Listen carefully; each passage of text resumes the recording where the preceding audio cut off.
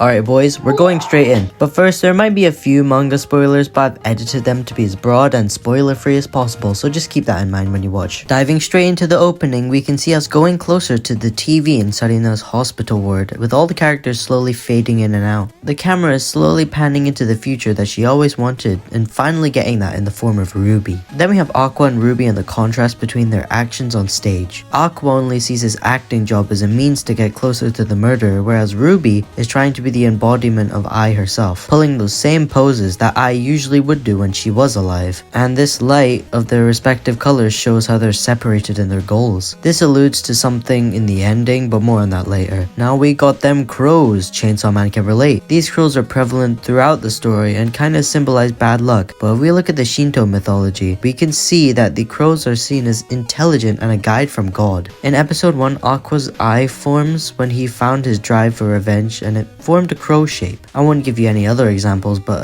if you know, you know. Kana makes a few references to cinema herself. She sits at the seat of the director, kind of showing her prominence and passion in the business, although she's just climbing up. It references her previous thoughts and ego when she was the child genius. We also have her turning her hand in the shape of zooming in on a camera. Then we have Akane on stage with rain, showing how wherever she appears in the industry, despair follows. The light turns off as she turns around, which shows how much she wants to be an actress. Her desperation and her determination to be in this business. Y'all anime viewers will find out about her later, don't worry. Now the glow sticks from the fans on the stage show, it's just a contrast of like a fan overlooking the whole thing with tinted glasses. We can also hear the crowd shouting I think, every 2 beats during the scene, versus the opposite and overwhelming audience as somewhat disturbing. All of these glow sticks are showing the love from the fans, but it's what some idols struggle with the most. A different type of love that demands differently. The shouts are now every beat instead of every 2 beats, which just adds to the point I just made. Now this rose, I can't really put my finger on it, but I googled the meaning of a white rose and it symbolizes purity and innocence, with the blue flame symbolizing safety and protection. If I were to put my finger on it, I'd say how it shows Aqua and how he's trying to protect Ruby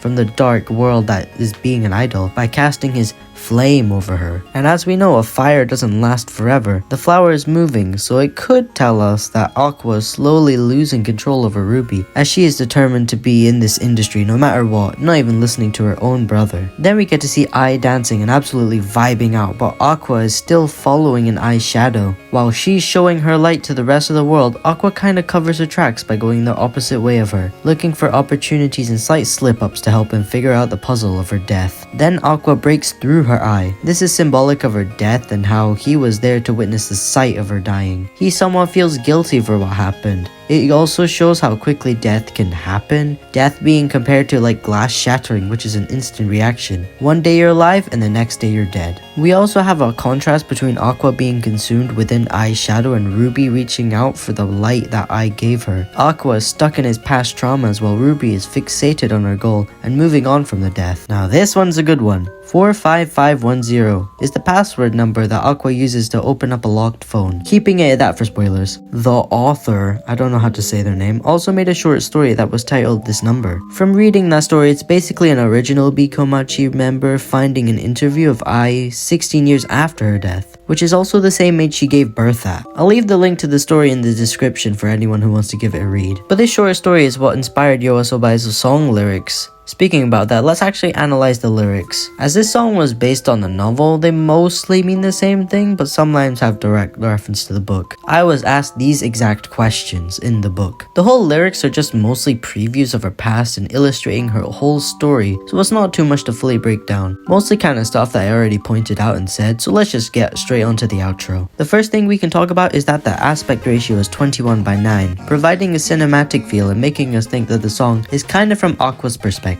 We have the bunny who can be seen in the idol music video from Yoasobi. In that music video, we can just see its Ai dressed up in a bunny costume. We can also see that she's being pulled and controlled by the strings of her lies. They are the ones controlling her. And then we see the bunny collapsing and dying, showing the dark demise of her lies and how they couldn't protect her future. The strings are also used as blood, so I think that's pretty smart for them to use it like that. Then next, we have the order of the steps both brother and sister go in. We can see Aqua descending into a path path of revenge and refusing to move on from Ai's murder, whereas Ruby is walking up and moving on from her mother's death to take up her legacy and become what she stood for. There's a contrast between both of them and their goals as people. Aqua is next watching his past, looking back on it. That's what the projector is supposed to symbolize. But then the murderer covers the screen. He covers up the past and emphasizes how Aqua is not moving on from her death, and now he's consumed by the drive for revenge. Aqua exists and came back to life only to make that one person suffer. And even when looking back at the positive sides of Ai,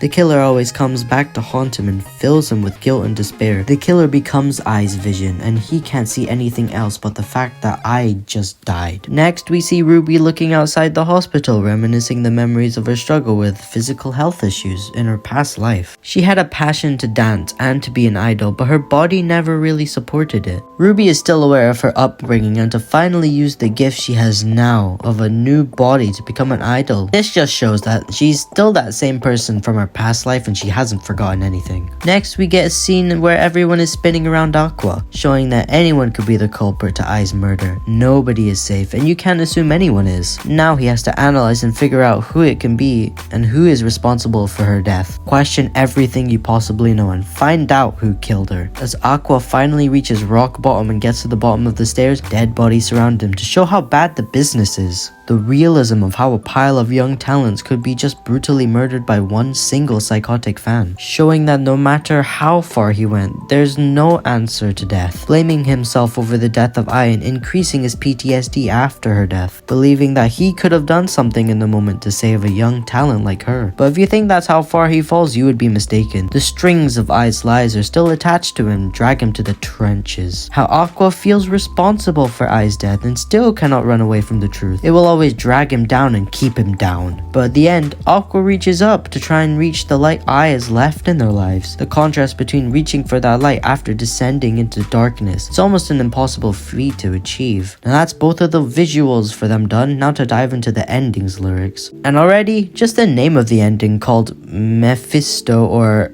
I'm not saying this, is actually the name of a demon in German folklore. To summarize it, it basically implies that evil is an accepted and natural part of God's universal system, which we can see in Oshi No Ko. The entertainment industry is an evil place by design. It's a place that has no mercy for absolutely anyone, but is overlooked by the society and everyone else. From reading the entire lyrics though, it's basically like from Aqua's perspective. Lines like, "I'll risk my life, I'll give my life to you," and "This lie is love, and this lie is a gift to the world," kinda tells us it's him. It's basically Aqua reminiscing and thinking of when she was still alive. She gave him purpose, and now he needs revenge to get his purpose back in life. He will not rest until he gets his revenge and finally kills the murderer. Okay, that's all for today, guys. This video was actually pretty long and kind of challenged my English analysis skills. If this video does well, I'll definitely do more analysis stuff for other shows like Chainsaw Man, or just shows that have a lot of symbolism and stuff you can analyze. Got another video idea for Oshi No Ko when Aqua finally uses his godly levels of Riz. Oh my fucking god, like, just watch this. Konnichiwa.